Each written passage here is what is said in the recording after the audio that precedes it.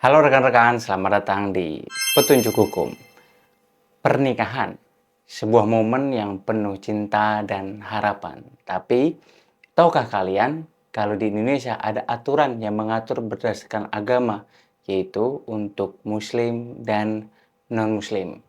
Jadi, langsung saja kita bahas tentang pernikahan menurut kompilasi hukum Islam dan hukum perdata. Jadi, ini petunjuknya. Mungkin bagi sebagian orang masih belum tahu nih apa itu kompilasi hukum Islam atau bisa kita sebut dengan KHI. Jadi, KHI ini adalah kodifikasi hukum Islam pertama di Indonesia yang eksistensinya berdasarkan instruksi Presiden atau Inpres nomor 1 tahun 1991. Nah, Inpres itu kemudian ditindaklanjuti dengan keputusan bersama Ketua Mahkamah Agung dan Menteri Agama tanggal 21 Maret 1985.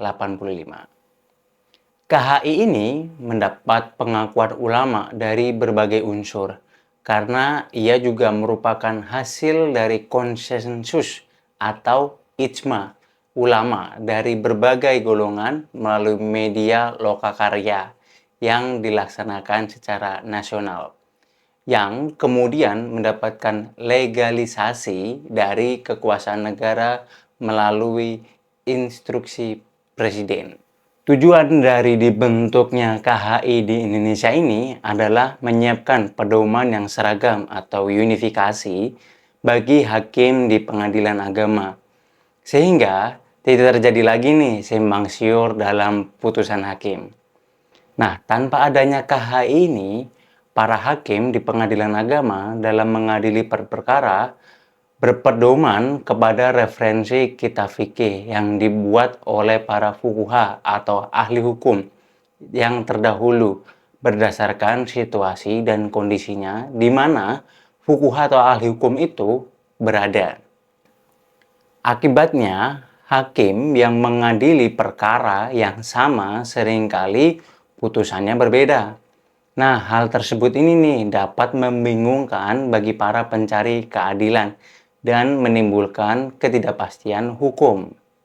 Di dalam instruksi Presiden atau Inpres nomor 1 tahun 1991 disebutkan bahwa KHI dapat digunakan sebagai pedoman dalam penyelesaian masalah-masalah di bidang hukum tentang perkawinan, kewarisan, dan perwakafan. Nah, selain itu, KHI juga menjadi petunjuk bagi para hakim di pengadilan agama, khususnya nih atau ya memang di Indonesia, dalam memeriksa, mengadili, serta memutuskan perkara. Nah, kembali lagi nih ke pembahasan tentang pernikahan. Uniknya, kata pernikahan ini tidak ditemukan di sumber hukum manapun, mau KHI, atau KUH Perdata, atau bahkan Undang-Undang Nomor 1 Tahun 1974, yaitu tentang perkawinan. Semua menyebutkan adalah perkawinan, bukan pernikahan. Nah, ini sangat unik nih di dalam kehidupan sehari-hari akan sering diungkapkan adalah pernikahan. Tapi di dalam sumber hukum itu adalah perkawinan. Nah, saatnya kita ngomongin dasar hukumnya nih. Tentang perkawinan ini, dasar hukumnya itu diatur pada KHI atau kompilasi hukum Islam. Kemudian KUH Perdata. Nah, kemudian ada lagi nih Undang-Undang Nomor 1 Tahun 1974 tentang perkawinan. Kemudian untuk yang Undang-Undang 1 Tahun 1974 ini ada perubahan nih yang tercantum pada Undang-Undang Nomor 16 Tahun 2019. Seseorang yang akan melangsungkan pernikahan pasti dan tentu ada syarat-syaratnya.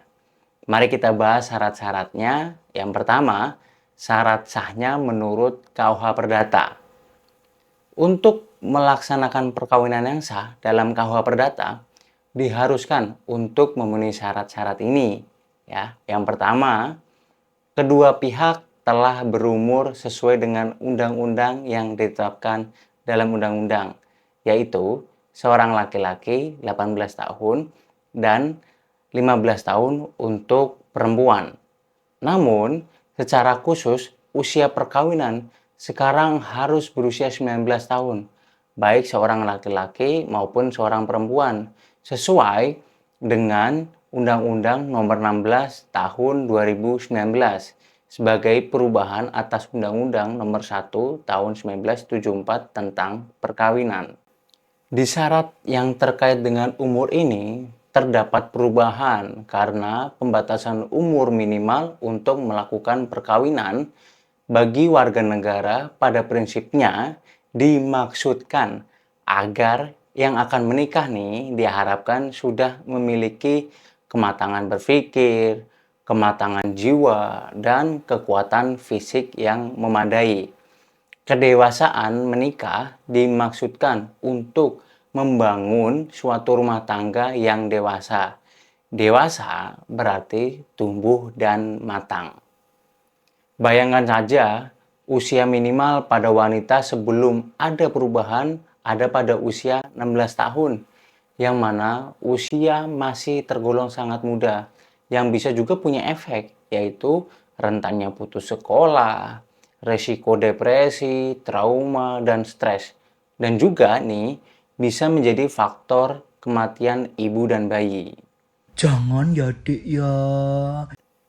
Perbedaan batas usia minimal perkawinan antara laki-laki dan perempuan karena merupakan bentuk diskriminasi berdasarkan jenis kelamin nih, yang hal ini dinilai bertentangan dengan Undang-Undang HAM pasal 3 ayat 3, yaitu setiap orang berhak atas perlindungan hak asasi manusia dan kebebasan dasar manusia tanpa diskriminasi.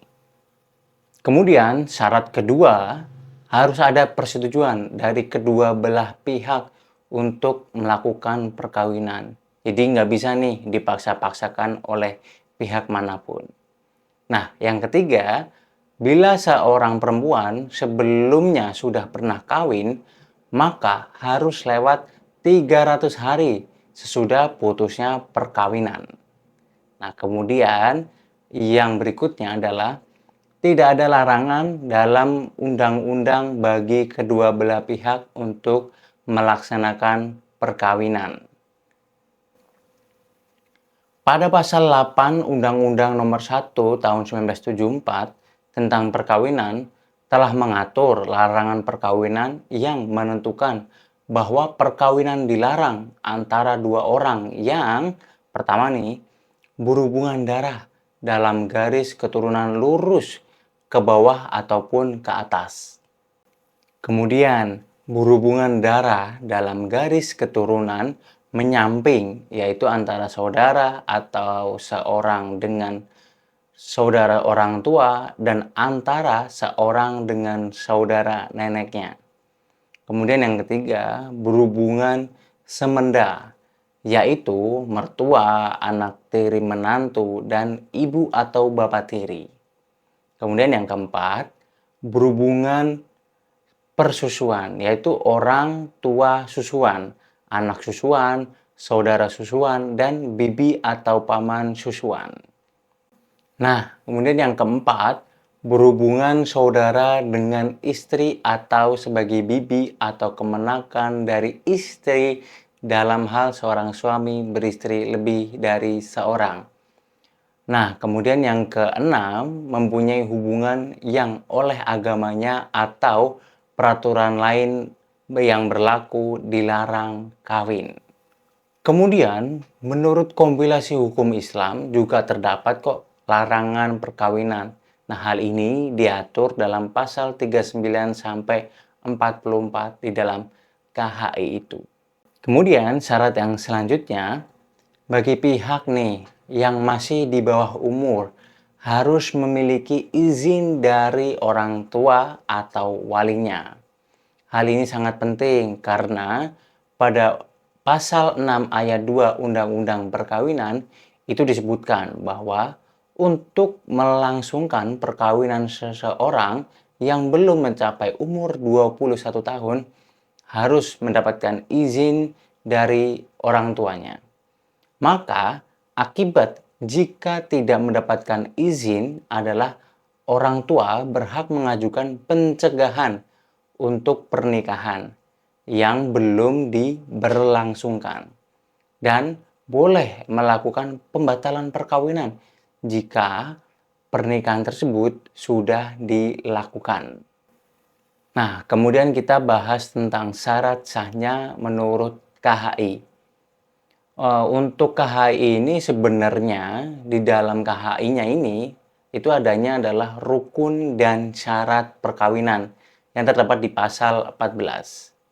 Nah, yang pertama calon suami, yang kedua calon istri. Ini udah pasti dong, masa ya mau pernikahan tidak punya calon suaminya atau calon istrinya.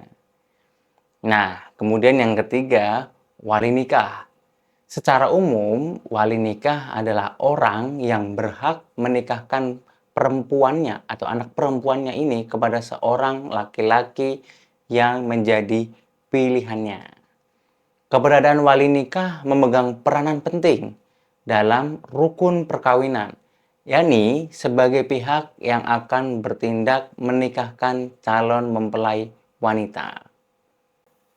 Kemudian yang selanjutnya tentang rukun dan syarat sahnya ini yang menurut KHI ini adalah terdapat 2 orang saksi yang dapat ditunjuk menjadi saksi dalam akad nikah ialah seorang laki-laki muslim, adil, akil balik, tidak terganggu ingatan dan tidak tunarungu ataupun tuli.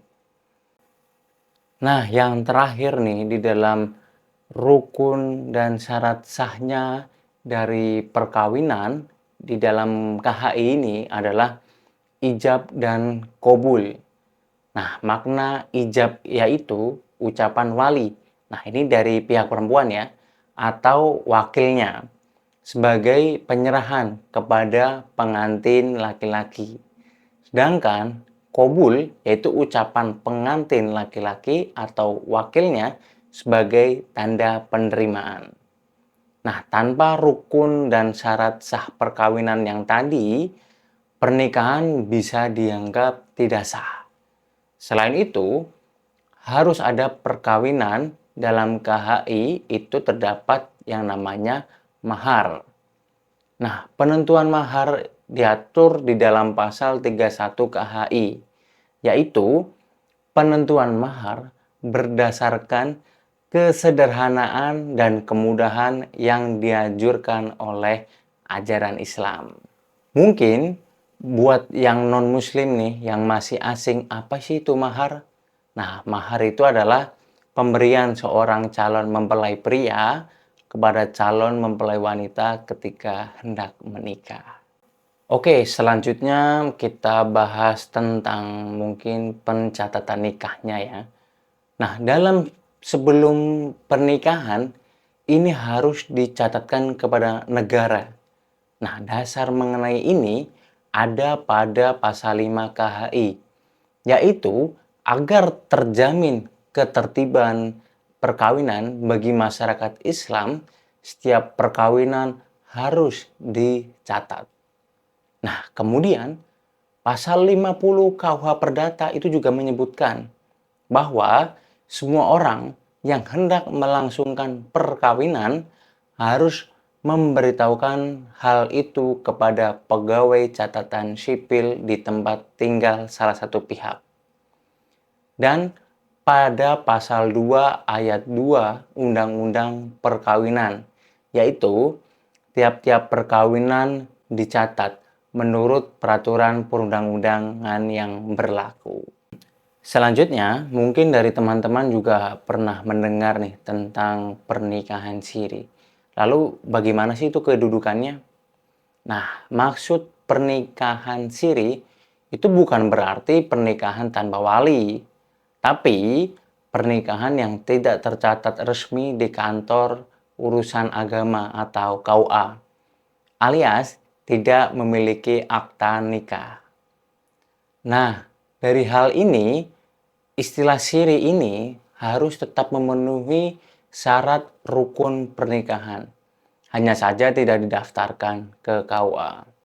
Di sini justru kekurangan nikah siri yang pada akhirnya merugikan pihak perempuan sendiri di kemudian hari itu seperti tidak memiliki buku nikah, tidak ada pengakuan hukum positif, kesulitan mengklaim hak nafkah jika ditinggal suami, kesulitan mengurus administrasi kependudukan, dan yang terakhir, sulit mengklaim hak waris jika sengketa di pengadilan.